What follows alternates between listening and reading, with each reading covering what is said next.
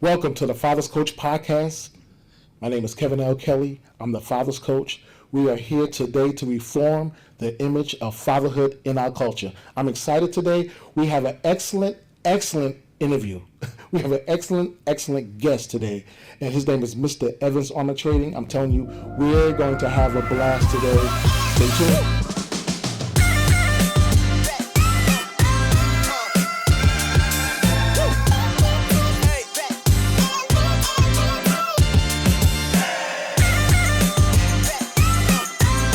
Welcome back to the Father's Coach Podcast. We have a powerful, excellent coach here. We have a coach here. And his name is Mr. Evans Armatrading. I'm going to read his bio real quick. Our guest today is someone who truly embodies the values of faith, family, fitness, finances, and freedom. And he empowers others. And that's why we have him here as a guest. Evans Armatrading Jr. is not only the founder and CEO of CNU Fit and CNU Stretch, but he also has been married for 24 years, a proud father of two, and an elder at Crossroad Christian Church. Evans has built a thriving fitness empire, turning CNU Fit into Delaware's leading personal training studio with 3 locations generating over $1 million annually, placing them in the top 5% nationwide.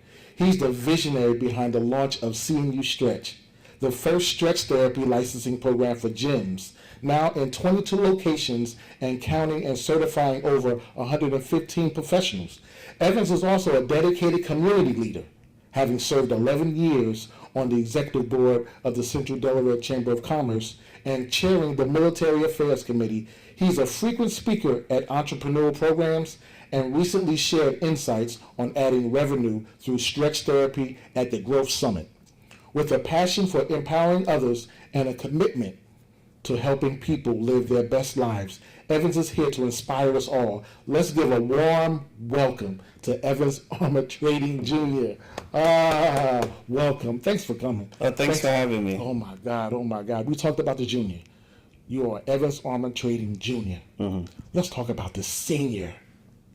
Well, talk to me. What would you like to know? I'd like to know, did he frame your worldview? Well, I have a very unique story when it comes to my name and some of the pieces I didn't even discover until this year. Wow. So, a little bit of backdrop. I was born Bronx, New York. My mom is from Jamaica. The gentleman who I believe to be my dad is from Dominica. And at 10 months, she put me on a plane with a friend in the 70s and sent me over to Jamaica. Wow. He didn't even know. So he came home from work looking for his child, and the child's missing.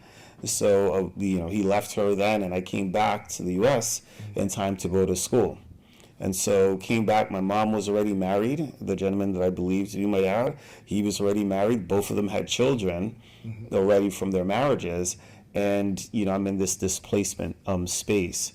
At 15 years old, my stepfather at the time was going through some challenges with my mom. Dropped some, stuff saying, well, he's not really your son to my dad. They did a traits test. I have more DNA, relating to my mom. My mom's like, do you want to do a full, a paternity test? But the worst thing to do is ask a child to make adult decisions, no matter how smart the child is. Mm-hmm. So I'm emotional, upset. Well, why wouldn't he want me? So I'm like, if you don't want it, I don't want it. So we never did that. Okay. And that was the last time I spoke to the dad, or the gentleman I call my dad, who that was over 30 years ago. Wow. So and I only would see him every other weekend for a couple hours, so we didn't have a very intense relationship. The year before, he said, Evans, I don't want us to not have a relationship. And then this happens. Well, when I was in my mid-30s, I finally got the courage. I've been hunting, trying to keep track online. Where is this Evans Armatrading senior dude? In the 30s, I knocked on his door to have a conversation with him, and his wife at the time opened the door and said she would not let me speak to him. Wow. Well, I can't break into somebody's house. Right.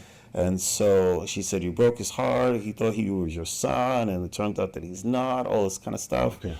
And so he had a thought that because I didn't sit next to him at the blood bank or testing place, that I knew that I was not his son.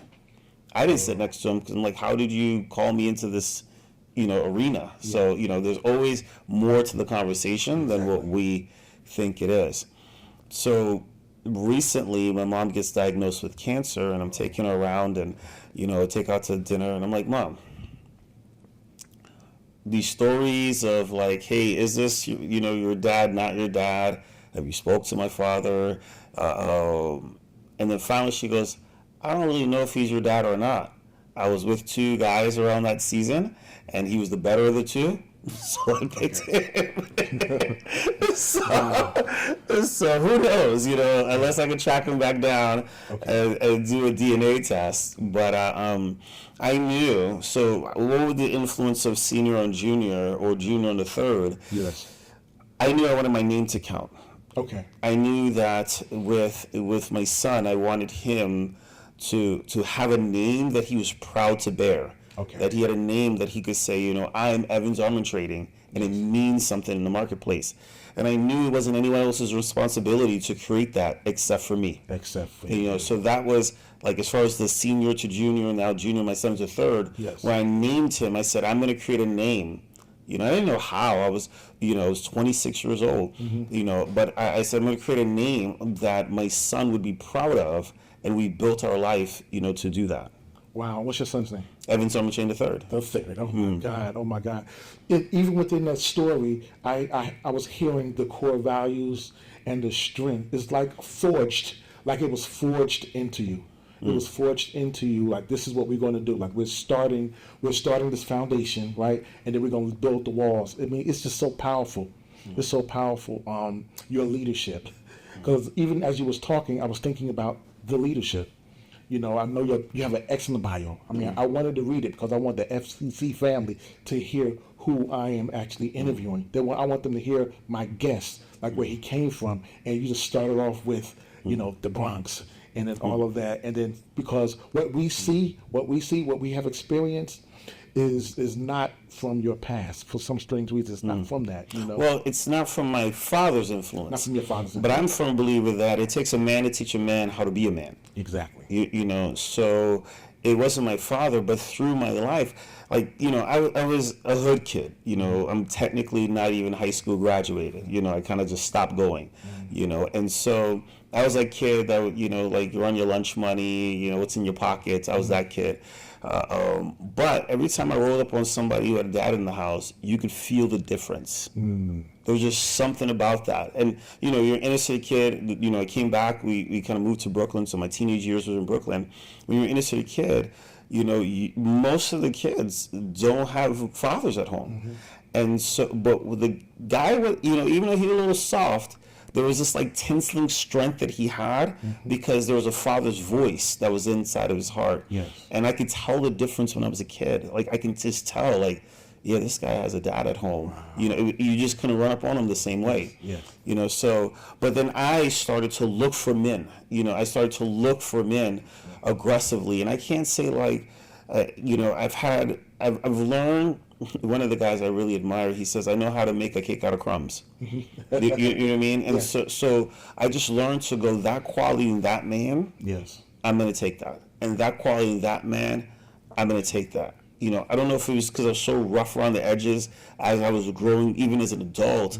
I didn't really have too many men that said, hey, come close and I'll hold you close and I'll walk you through those things. I got more criticism than encouragement. But I started to just observe and say, okay, I see how they do that. I mean, there's a season where one of the gentlemen, one of my mentors in life, where like we went to eat and I just ordered what he ordered. I didn't know another pattern, and I said, I'm just going to do what he did so I can get what he got. Wow, there's a saying I was told by a wise man years ago. The word mentor was a man touring another man's life, and you embodied that. You said, I'm just going to order what he orders. I just had a conversation the other day, and it talked about when you have a mentor in the room, but there's mentors in the room, when you're in a room and you're the smallest guy in there, like, don't talk, just listen. So you just reminded me of that principle. Like when someone's talking and you want to get something from them, just sit and listen and get something, because actually they have something that you want or need, type of thing. So I want to say this: the Father's Coach is our mandate. Our mandate, also with the podcast, is to reform the image of fatherhood in our culture, right? So it's the image. So the thing for me, I believe it came from God, is to reform the image. So that's an image that we are looking for. And you just talked about creating an image for your son. You know, and you noticed that when you were younger, that the image of those kids that you just probably picking on, you probably taking their lunch money and all that kind of stuff, right? But they had something. There was a strength that they had because of a father. It's their voice, right? So we reformed the image of manhood. So could you tell me some of the things that that you picked up along the way, those images of manhood? Absolutely. Everything. So, we start looking at, regardless of where, it's an unrefutable structure of for lack of a better term, depending on who's listening and watching, the household, hierarchy or structure in the home. Above every man, there's God. But above under the man, so to speak, above every wife is a husband. Yes. Not just a man, but a husband. And then the children fall under that hierarchy. And so we embrace that. We embrace that. It wasn't a matter of who is more skilled. It wasn't a matter of who earns more. It's just that there's only one person could drive the car at one time. Right. And so as we looked into those kind of things, we said, okay, it's my responsibility to hold the driver's seat. And I saw that being modeled, and I said, okay, how can we do that? Yes. And of course, sometimes, if you've been in the car with somebody else, there's always, if it's Waze, GPS, or your wife, you know what I mean? There's a backup driver going, turn left here, and so I had to learn how that was, because if you don't have a father in your home that's, married, then you don't have an example of how to be a husband. In your house. And so those were one of the nuggets. I said, okay, I need to learn how to be a husband. When I was 17, I got exposed to entrepreneurship. And I was very entrepreneurial before that. I was the kid that I made bracelets and tried to sell it. I did all kinds of stuff. But, the thing that really opened up my world was reading. I said, I got to read. And I started to learn that, hey, I can extrapolate wisdom from people who wrote books talking about things that I needed to learn. Yes. So I learned, on budgeting and finances. I started learning on, and I've been homeless 4 times, like living on a park bench, living in the trains in New York, and stuff like that. So when I was in Miami before I got saved, I was like living in my buddy's closet. He'd open the door at night, let me go sleep in the closet, and then come out. And then later on, it's a wild story, but I started subleasing from his sister. I rented a room from her until my faith walk convicted her too much, and she kicked me out. Wow. And I slept in the church. The church was in a community center, and the sanctuary was in the community center. And I slept in the community center for a couple of months. But through it, I'm reading these books, and it's like, hey, you need to put 10% away. Hey, you need to do this. Hey, you need to do this. This is how you need to live beneath your means. And so the principle of financial management was one of those nuggets that I looked at, and it's the father's responsibility to set the order on how we're going to manage our finances. Wow. Now, as you was talking, I'm just thinking about a conversation I had with another father and fathers. I think it might have been 2 weeks ago. One of the talks that I had, it was about fathers being a gatekeeper. Fathers are gatekeepers. So and that's some things like a filter. Yes. That's some things that we let in. There's some things that we let out. Or some things we stop. Or we say yes to some things, and we say yes to some things, we're saying no to the others. But we are gatekeepers, and that's a high responsibility. Yeah. It's a high responsibility. Now, when it comes to, you alluded to the fact, but I want to talk about Miles Monroe. Miles Monroe said that the most important component of a family is a father. You embrace that. You just said that. You just said that.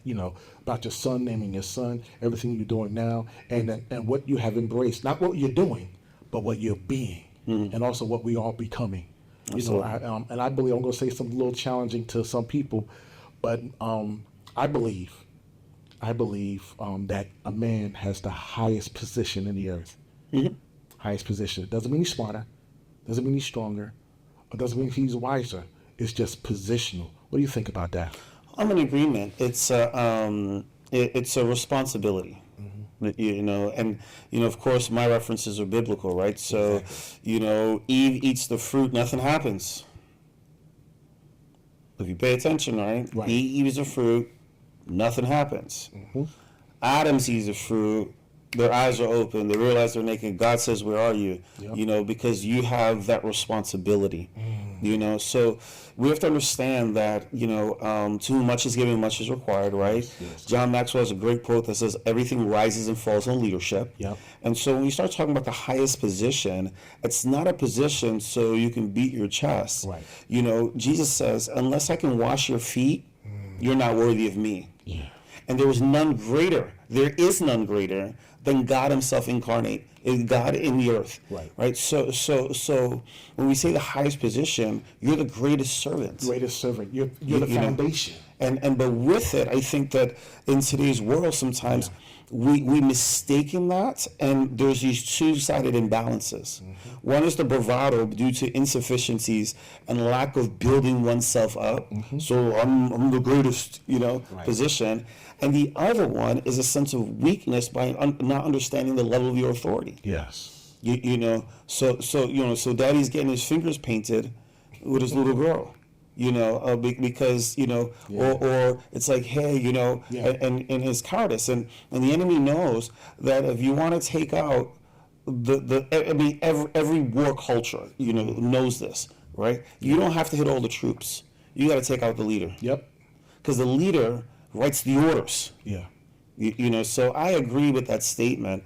With Comes it, with a heavy responsibility. yeah, and I think that, you know, it is a heavy responsibility, yes, but there's also grace to carry it. Yes. So it's not a burdensome responsibility, and you know, and I think sometimes our egos make, oh, you know, such a well, look, you don't have to deliver a baby either.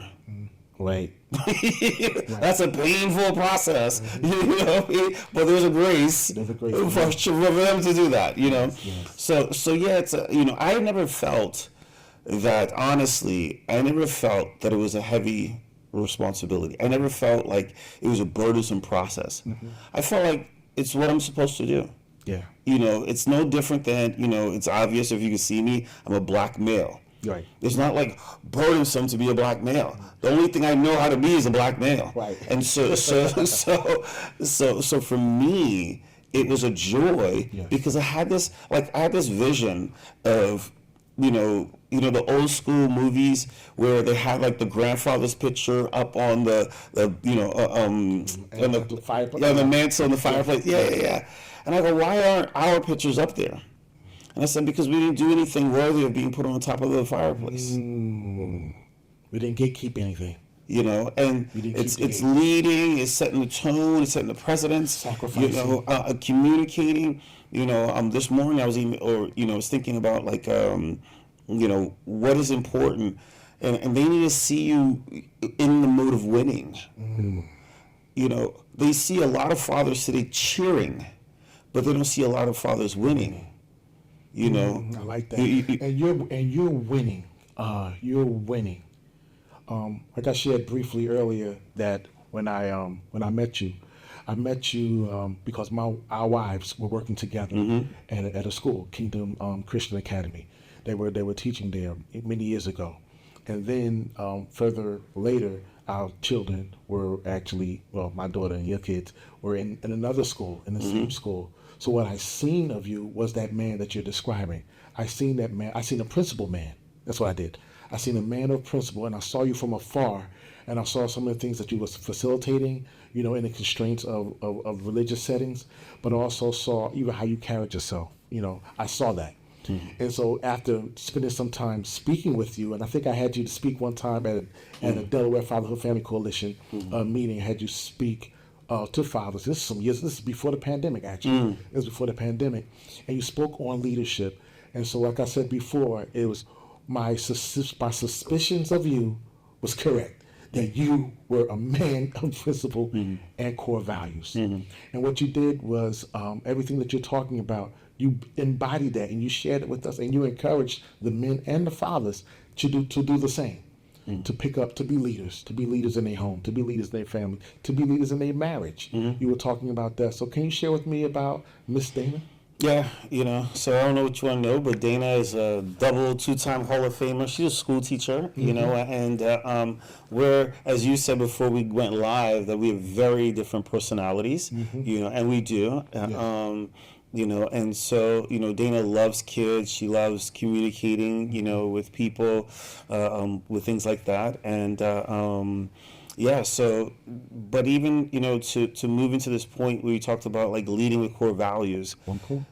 We were at a conference, I learned a while ago, you have to look at people with fruit on the tree. Yes. And we have to be fruit inspectors. Yeah. It's challenging to do in this YouTube podcast world, right? Because you don't know what does that guy's marriage look like after he gets off the mic. Right. You don't know what does his bank account look like. You just hear what people promote. Yeah. And so we decided that we're going to surround ourselves and find people who have the fruit on the tree and follow them. And so I went to a conference and I heard someone talk about like, hey, we have these core values in our family. And I've heard of core values. I mean, I was part of Air Force, we have core values, right? But they were like, this is how we were able to structure our family. And I heard that. And then I heard I was listening to an audio from the business I own and connected through. And on the audio, so this lady said, I was at church and the pastor's wife, I was talking to her and she said, man, how do all your children still live for the Lord? And she said, this is not our religion. This is our culture. And so I started thinking about this idea of core values and this idea of this is our culture. And I said, we can do this. And so what we decided to do when our kids were little, like 4, my daughter is 18 and my son is 19. And we said we're going to have these core values for our family, and then we're going to do family meetings every week. And I promise you, Doc, over 11 years, as long as we were like physically together, we had every Sunday we had our family meeting. Oh, that's awesome. We had structure around it. You think you had a board meeting. I'm serious. And you say, do the kids love it? If you weren't in place for the family meeting, these kids will come get you from whatever you're doing, and they're like, we need to have our family meeting. You built that culture in them. Yeah, so it's super cool. And so for us, our core values is faith, family, fitness, finances, freedom, and empowering others. Wow. So it's so similar to mine. Yeah. Faith, family, friends, fitness, and finances. Wow. The 5 I call it the 5 F's. Yeah. But I'm at a conference and I hear this stuff and I'm like, oh, what speaks to me? Freedom speaks to me because, son is set free is free indeed. I live in America and we're all about freedom, and I believe in being financially independent and being debt free. Yes. So I like this idea of not being bound. So freedom is really important to me. So it's one of our core values. And so what we do is every week we'd meet together. We'd talk about, hey, what went right in your week? And the reason why we position it what went right is because it gets the mind to focus on the good thing. See, whatever you focus on, that expands. Yes. So I wanted them to constantly looking for the good. And we talk about what went right, and we all go around in there, and then we'll talk about what are we reading and what are we getting out of it. Yes.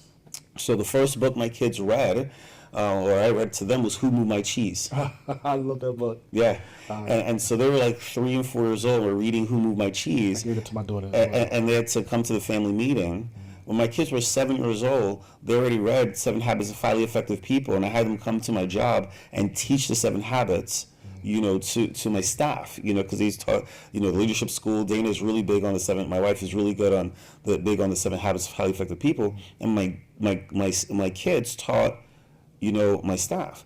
My wife and I determined early that we were not raising children; we were raising adults. Because if you do, you get grown children. I see the fruit of everything you just said just now with some of your staff. So I am a client with CNU Stretch Therapy, right? So I was talking to one of your employees, and he just asked me some questions or whatever, and I just think about my career and the business and stuff like that. So I was sharing with him about core values, and then he said, immediately he stopped in the conversation and said, "You remind me of my boss. You remind me so much of my boss, the owner of this." And I said, "Yeah, you know, why?" He said, because he talks about core values. He said that his core values, he didn't have personal core values, but he has adopted the ones for the business. And then he since got married, but he was telling me, you know, my wife and I, we're going to start doing this. We're going to implement that. He said, "You are a confirmation of what I'm going to implement in my life and in my marriage." And he's now been married, what, about a couple of weeks now? Yes, a couple of weeks yeah. now. And so when he talked about core values, he just implemented that quickly. He just got married, young man. He was in young 20s? Yep, 23 or something 23 like that. years old, start talking about core values, implementing that in his marriage. That's your fruit.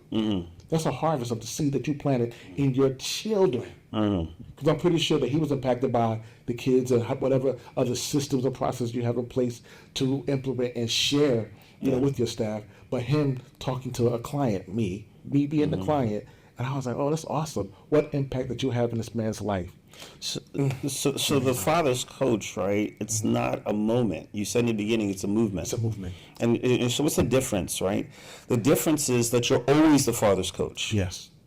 See, if it's a moment, it's when they call for the father's coach. But if it's a movement, you're always the father's coach. Always. I'm the father's coach in the gym and seeing you stretch, when I'm getting a massage, when I'm at the beach, when I'm on vacation. But it's more than just you. There's a million-man mandate. Yes, it is. So we are the father's coach. Yes. In the gym, getting stretched, doing life. Yes. So why do I say that? Is because if I'm going to apply these principles in my home, so we do the family meeting every single week for years.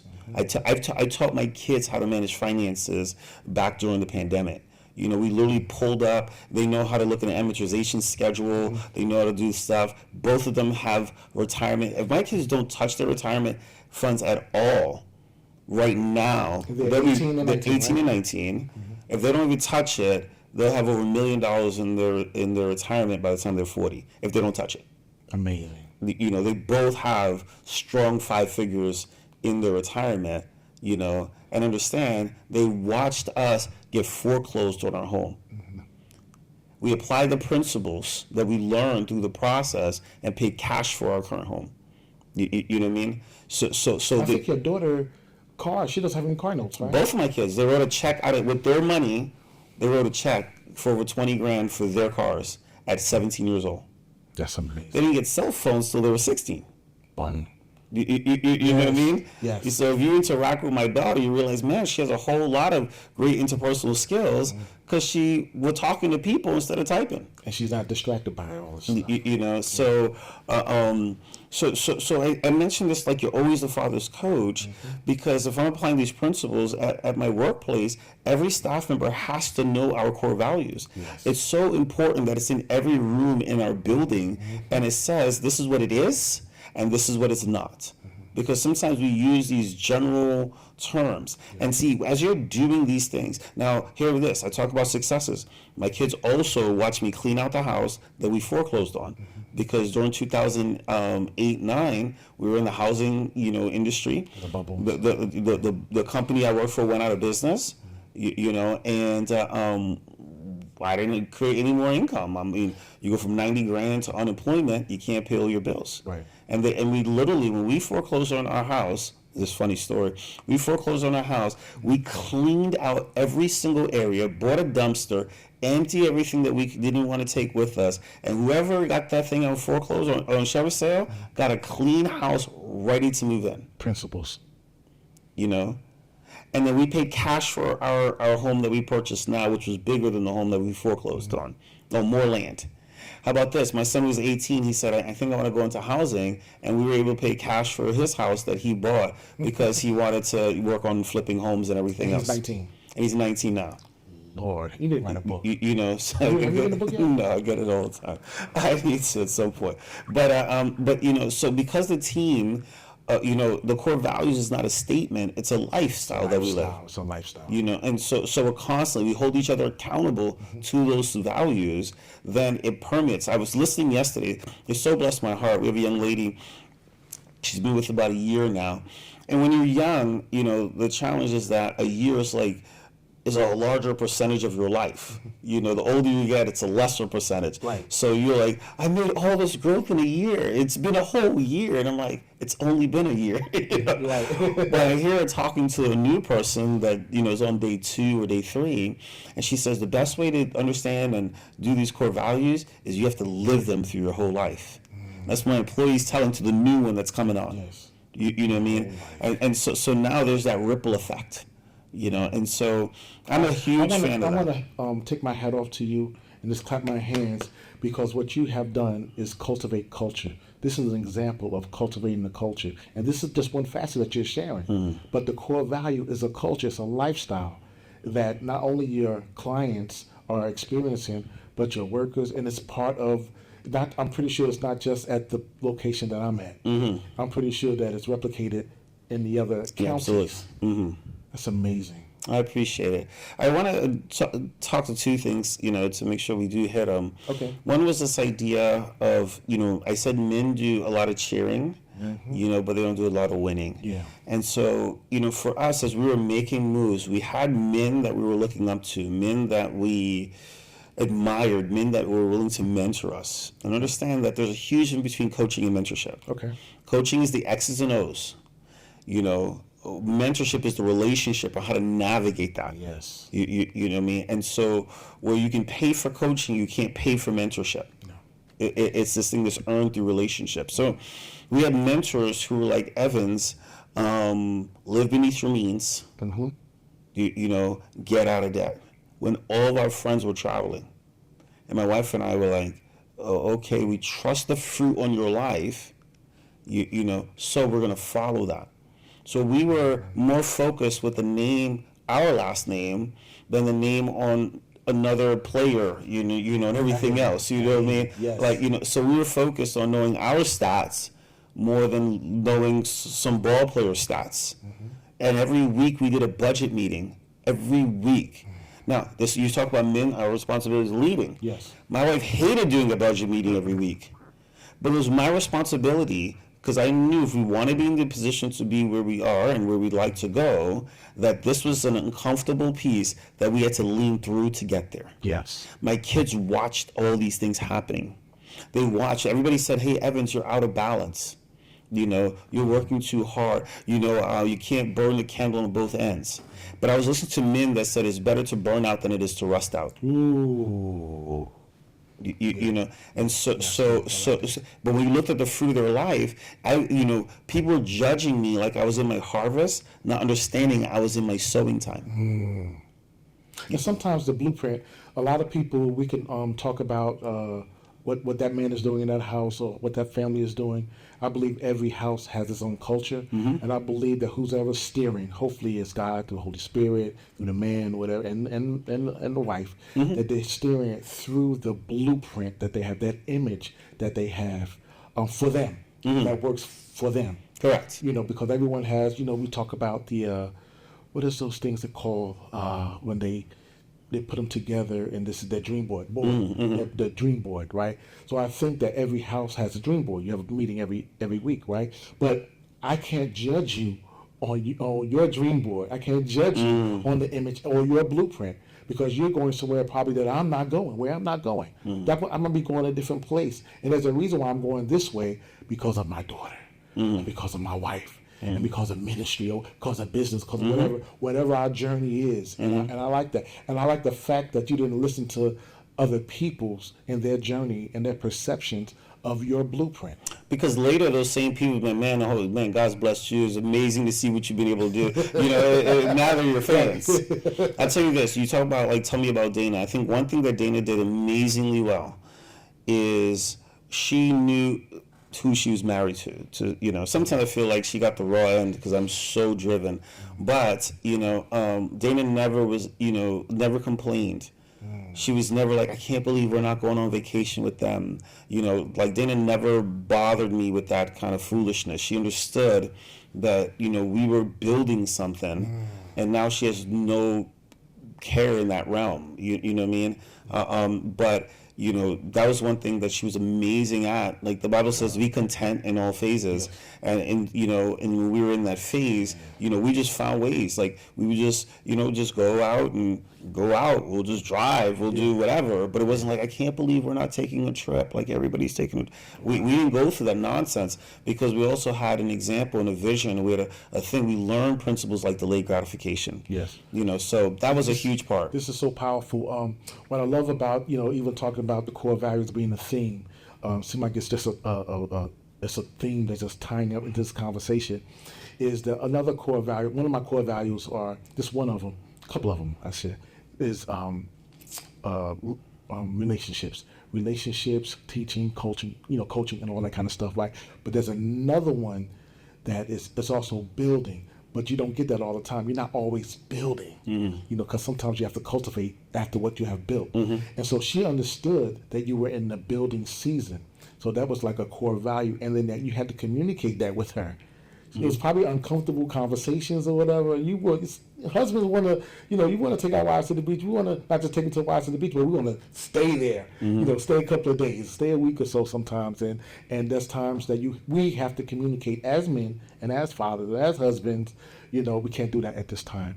But this is the vision. This is why. And I mean, Daniel's good in that area. We have our challenges in other areas, but in that area, I didn't have to spend a lot of energy with that. That's awesome. And partially wise because we committed to putting ourselves in an atmosphere where the language was such. Like, if you weren't going to pay cash for it, then you're not going to do it. We believe in delayed gratification. We believe in earning our pillow. We believe in these like things that we were hearing. So I think partially, one, she had trust and confidence that we're going to get there, and there was this great story. I was talking to one of my staff members about it with mice. They put these mice in the cold water. I don't know if you heard the story. No, I haven't. So you put mice in this freezing cold water, and they're treading water as long as they can, and then they die at a certain number of hours. And then they said, hey, let's do it again, but we're going to, at whatever number of hours that they die, we're going to take them out an hour before and dry them off, heat them up, and then put them back in. And the mice, when they went back in, they lasted over 3 times the amount of time. And the reason why is because of hope. We're taught, and the word says, hope deferred makes the heart sick. Yes. Faith without hope, is dead, right? So we need hope. And so in the hard times, as a man, it's our responsibility to paint the vision, not just, hey, baby, this is the reason why, but what is the vision for the future? What is our hope? Let's dream together. Let's go visit. Let's go test drive this car. Let's talk about this. When do you want to do this? How do you want to do this? And she needs to see more than lip service. See, what my wife saw was at 4 o'clock in the morning, I was getting up back then. She was seeing that 11 o'clock at night, I was shutting down. She saw that, hey, this dude wasn't just talking about a thing. He's being about it. He was doing the thing. And you know what I mean? So it's like, okay, how can you not believe in that guy? But you have to give your wife something to believe in. Ooh, say that again. You have to give your wife something to believe in. And the strongest thing that you can do is position yourself under another man. See, the idea of submission, it's this Greek word, hupotasso, means to get up under. And there is strength in the third person, meaning so-and-so said and recommended, and there's strength in the covering. And so even though we're called to cover, we're called to be covered as well. Yes. And so when your wife sees that there's another man that you're submitted to, then it's easier for her to submit to you, because what you've done is you've modeled what submission looks like. But if you're a renegade and you're just like, hey, this is my vision, this is what I'm going to do, woman submits, you're going to find that there's a resistance, because by default, she's always modeling. One thing I'm really good at is I'm calm. No matter what happens, I'm good. So then by default, when she looks at me, if I need to have an emotional moment, I go to one of my dudes and I have my emotional moment. That's good. It's not my wife's responsibility to deal, it's my responsibility to lead her. And if I'm up and down and all over the place, then she doesn't have certainty. That's powerful. You said you go to one of your dudes, right? So is there a top 5 or a top 3 that you have in your life? I have like a top 2 or 1. Top 2? So I feel like everybody should have 3 men in their life. Amen. A man that you follow, somebody who can pour into you, a man that you kind of like rap with, so to speak, and a man that you pour into. Yeah. This keeps you balanced. If the Bible says knowledge, right, puffs up. Yeah. The spirit edifies. So if it's just you can get the swollen head because, Right. but by having someone who can see, like, hey, these are deficiencies, these are opportunities in how you. Like I talked about earlier in the communication that I got a lot of feedback or it was those feedbacks that I took as gold, and I didn't get offended. There wasn't an insecurity for that. Because there was nothing to be secure about with anything else. Right. That's good. This is good. This is good. This is good. I was like, I already knew what I had wasn't good, so I could try fixing this, especially because you're better than me. You know what I mean? Mm-hmm. So I needed somebody who loved me enough. On the way up, I was listening to an audiobook, and it talked about accountability, and it says, it was like, this is a business book. We don't normally use this word in business, but the word is love. He says accountability is one of the highest forms of love. Mm-hmm. So if someone doesn't hold me accountable, if they doesn't say, hey, Evans, slow down. Hey, Evans, do this. Look, my life is so submitted that our first couple of vacations, I took my budget to my mentor with my wife and said, can I afford to go on vacation? Mm. See, I was never wealthy before. Mm-hmm. So, I went from broke to really broke to pseudo broke, and then I started making some dough. So what do you do with it if you don't know what to do with it? You don't know how to manage this thing. You've never entered into this gear. And I've took my budget, and I remember my wife and I sat at this kitchen table and said, hey, is this even enough to go on vacation with? And he was like, yeah, Evans, you have enough, boom, boom, boom. And we did that for our first 7 vacations. Wow, that's amazing. I love that. There's a story I read, one of the favorite books that I kind of reference from time to time. It's called The Jewish Phenomenon. And in that book, a couple went to their rabbi. And said, the husband was saying, I want to get this sports car. I think it was Porsche or something. I want to get this sports car, and do you think I should get it? And the rabbi said, well, you have the money. You have the finances. You have the wealth. He said, I appreciate you coming to me with this decision. And then the rabbi said, well, I know you have enough money. I know you're a very successful person, but will that car have you? And that was the answer at that time. So it didn't give us the answer. The book didn't give us an answer. Mm-hmm. But the fact that it was talking about that even being adult and married and possibly had kids already, but he submitted himself as a man in front of his wife. Just like you said, it's ironically that this is almost similar. Mm-hmm. And should I get this car? And his question to him was, he didn't give him an answer. He just asked a question. Now, will this car have you? So now he has to go back and think, will the car have him? Mm-hmm. Will he have to work? Will it take him away from his covenants? Will it take him away from his responsibilities and everything? So will it be his new identity? Exactly. Because it's not money, right? It's the love of it. It's the love. We're designed and called to be in abundance. Right. One thing we have to do as men is show men what failing and recovery looks like. They need to see our failures sometimes. Our children, like you said, they need to see your failures. Mm-hmm. They need to see something as much as they can handle, as much as capacity that they have to understand at their level. But they need to see that and see you come back. They need to see the resurrection, Kevin, the resurrection daddy, the resurrected daddy. And that's what gives them, you talked about daughters, and, I listened to the section on that podcast where you said, hey, I take my daughter to Rehoboth and I buy her some stuff and I show her some of these things. And the other side is she needs to see, like, well, that's not the only thing that a man does. If not, she goes in as a spoiled wife. Things like, oh, you're supposed to just buy me things because that's what daddy does.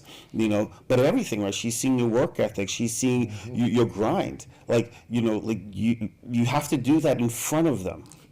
Right. You have to pray in front of them. You have to read, in front of them. It's so funny now. My kids are adults, and my daughter works for me, and she does meal prep. And at one point, I'm like, how does she know about prepping her meals? But she was watching me prep meals for years. Mm-hmm. Both of my kids still have an avid reading thing. They've read, by the time they were 18, they both read over 40 personal growth and development books. Mm-hmm. The same books that I have my team reads, the same books that when I go to conferences, they reckon every book that I read, they're reading. Mm-hmm. And And sometimes you just see them on their own, and they're just going through. Or me and my son will have a conversation. He's like, "Hey, Dad, I was just reading, boom, boom, boom, boom." And it's so cool. I don't get it how people could raise children and don't like it. If you don't like the kids that you raise, that's a reflection on you. Exactly. But I have a great, I enjoy, like, my wife and I, like, we like hang with our kids who are adults now, and the conversation dynamic is just amazing. And it's a sharpening, I believe. Oh, absolutely. Because they probably regurgitate some of the seeds that you've given them. And they have the advantage of observation. So, like, my son is way better at people skills than I am, and like he will move the room gently. Like, my daughter and I sometimes are like a force of nature, but he would move the room gently. But I'm even watching her. She's assertive. Your daughter's assertive. Yeah. She's a boss, like this straight up boss, she knows it. But when we did, she was 7 years old, and I started taking her to mixers with me, and her job at the mixers was to get business cards at the mixer. So she had to go introduce herself. She had a little uniform on, with our logo and everything else. She'd walk around. So I have pictures of her at 7 years old, getting the mayor's card. And then we did a renovation at the studio, the one that you go to, and then we did a ribbon cutting. The mayor came, and now I have a picture of her 10 years later with the mayor. Wow. But I said I want them to be comfortable in front of adults because we're raising adults. Powerful adults. So, which sometimes can be intimidating to adults. Correct. But if I taught them it wasn't, when my kids were young, my son has preached alongside me in church in front of about 800 to 1,000 people. It's so funny. They called and reached out and said, "Hey, we'd like to have Evans come back and minister." And I was like, "Okay, what day would you want me?" They said, "No, we wanted him." So he came back and preached on his own. Wow. But I said the number one fear, I tell my kids all the time, I said, "You're going to win because I'm your dad." It sounds very egotistical, but the reason why is because I'm making the effort to cause you to win. It's faith, and you speak a life. And so I said the number one fear is public speaking. Neither of my children have that fear. Because I said the only reason why people fear it's because they haven't experienced it, they haven't done it enough, they haven't gotten that realm. So I said I'm going to put them in these environments where they have to do the thing that's uncomfortable. I was deathly afraid of anything in real estate. So my son had an itch, so we said we're going to invest and make sure you do that thing. Weird. To do that thing. When he's a kid. He's 18. He got his first house when he was 18 years old. He has his LLC, he has his own business, he has to pay his franchise tax every year out of his money. And listen, all the money that I gave him, it wasn't free. I charged him 10% interest. We went to the bank, and the bank was like, That's funny. They were like, "How do you charge him 10% interest?" I said, "Well, you give an 18-year-old $250,000 to buy a home." They said, "No." I said, "Well, I'm the only option." My son said, "My goal is when I graduate college is to, earn $300,000 by the time I graduate college and never borrow from you again because the interest rates are too high." Right. But I got around men. They said, "Hey, another financial nugget is when your kid, as soon as he turns 18, put him on your credit card." Mm-hmm. Right? Yep. So that they can start building credit. So my son turned 18. He started with a 740 credit score. Started. You got to put this in the book. You know what I mean? You got to put these principles in the book. So these are things that, we were like, it is my mandate, right? My mandate, as a father, it's my responsibility to go, how do I set you up? Like, I feel like the father, you're the guy who's responsible for the alley-oop, not the dunk. I love that. You know? You dunk a lot. You know what I mean? Dunk a lot. And it's culture, okay. It's, dunk yeah. a lot. But I need to set up that next generation so they can win. You just reminded me of in Genesis. I was just thinking about how God blessed Adam and Eve, right? In order for him to bless Adam and Eve, he had to position them to be blessed, right? You speak blessing, but there's an action behind that. There's a working behind the scene. There's a foundation and everything, and that's what you're saying. We're just like our Father God. We're like our Daddy God. We have the same DNA. In us. So these are some of the principles that you're saying. Very principled man. Oh my God, this is powerful. So you're setting them up. to be blessed. Yeah. But so now, even if he needs to borrow, he can borrow. But I need to set up that next generation so they can win. You know? And it's okay. Yeah. You know? But I need to set up that next generation so they can win. You know? And so now, even if he needs to borrow, You know, so then, and then my wife, she's always had a really good credit score. And so we were like, okay, cool. So he has his own car. We start understanding the Amex play. So he has his own Amex. He has his own, you know what I mean? And so now he's structured because we noticed when he was younger that, you know, we talk about the motive gifts. I'm naturally a teacher. You know, I'm like, you know, a prophetic teacher, motivation. Yeah. He is a giver. Like, you know, so he's always has money. This kid's been walking around with over $100 in his wallet since he was like 5 years old. When he was little and everybody used to go to like fast food and stuff, he'd offer to pay for everybody. and the adults thought it was funny. Yeah. But he was just, in his mind, he thought like, that's what I should be doing.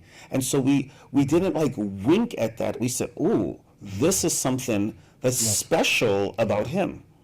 You know, and you cultivated that. Correct. How can we position him? So we had him meet with a gentleman, and it's argued whether this guy's a billionaire or he just has hundreds of millions. But when they were teenagers, you know, and we said, hey, you know, we positioned ourselves to have that relationship. And that gentleman met with our kids and talked about, like, hey, if you do these things, by the time you're 25 and 26, you'll look at your parents and wonder, how do they live on so little? You know. We went to the bank. They go, how do you get into that? We said that gentleman's name. The people at the bank go, how do you know that guy? You know, that's the guy that's helping my son. Yes. You know what I mean? And so it's the alley-oop. My son. Wow. You know, that's the alley-oop. I said, hey, I don't know about this realm. I know about the realms I know about. Yes. You know, and I'm okay with leaning into vulnerability. Yes. So and you don't have an insecurity that another man is pouring into your son at that level. And you No. okay. I mean, that's powerful. Because I believe that some men would have that issue. Wow, this is so powerful. And we're going to need a part two. Okay. I would say that the reason why the insecurity happens is because you're not secure into what you poured into your son. Exactly. Or into yourself. Or into yourself. Yes. Yeah. But it's a residual factor. Like, I'm not concerned with my son. We'll finish with this story. My kids were little, and we were finally in the place. We had a little extra money. One of my clients had a house in the Poconos. They said, Evans, for Christmas, you can take the house that we have in the Poconos. Just everything's set up. Just go enjoy yourself. You know, this is before Airbnbs were big or anything like that. Just go enjoy this house. Big old beautiful house in the Poconos. Her husband worked at Great Wolf Lodge. They're like, we'll get you tickets. Boom, boom.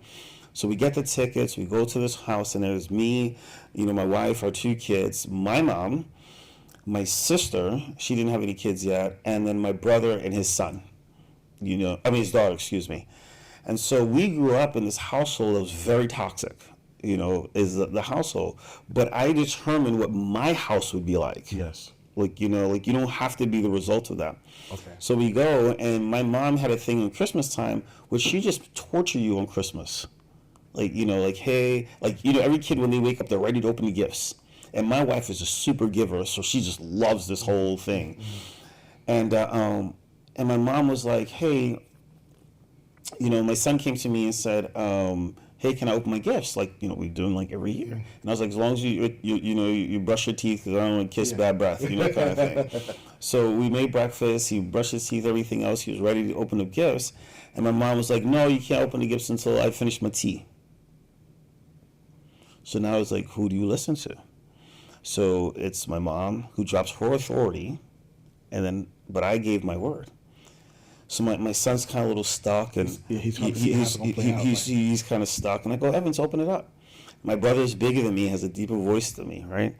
So my brother goes, he called him EJ. EJ, you know, don't open up the gifts. Grandma said you can't open up the gifts until she's finished eating. It's like 10 o'clock in the morning. My kids are used to waking up. I mean, they've been waiting all Christmas season. Right, you know? right. Like, this is finally the day. Yeah. So I said to my son, I said, listen, he was just a little bit. I said, listen, you need to know the voice of your father, and that's the voice you listen to. Yes. Open your gifts. You know, and my mom didn't know how to handle it because she wasn't familiar with the father's authority. Yeah. My little brother didn't know how to handle it. He actually went up in the room, didn't speak to me the rest of the day. Yeah. He goes, how could you? And I was like, I am the leader of my home. The father's voice. You know what I mean? And so these, you know, my kids know how to submit to anybody else, but whatever I say trumps everybody else. Everybody, the gatekeeper. because I'm the daddy. You're the daddy. Wow. Thank you. Thank you, sir. Thank you. Part 2 sometime it's gonna come up. It's gonna come. Thank you so much for coming today. And I just want to bless you. I want to bless you for coming and sharing, your life. You shared your life. And I want the FCC, the Fathers Coach community, I want you all to reach out to CNU, letter CNU Fit, and reach out to him. Reach out to his gyms or his stretch therapy, and reach out to Evans Armatrading Jr. And if you have any questions, if you want to be one of his clients like I am, and in a nutshell, I just want to summarize. We went from rags to riches, a humbling situation that he came from, and also all of the core values that was forged in him during this journey. And then look at it now, how so many people in the community throughout the whole state of Delaware and East Coast have been impacted by his life. Not just the East Coast, in Tennessee, California, Chicago. I mean, his influence really had me on the phone talking to one of my friends in Chicago about I think a partner of yours, a partner of his that's doing some things out in Chicago. I forget the stretch company out there. And so we just want to thank God first. Amen. And we want to thank him for coming today and blessing you all. Take care, and please subscribe. Please go to the Fathers Coach podcast on YouTube, and you'll see us, and comment, and we'll respond.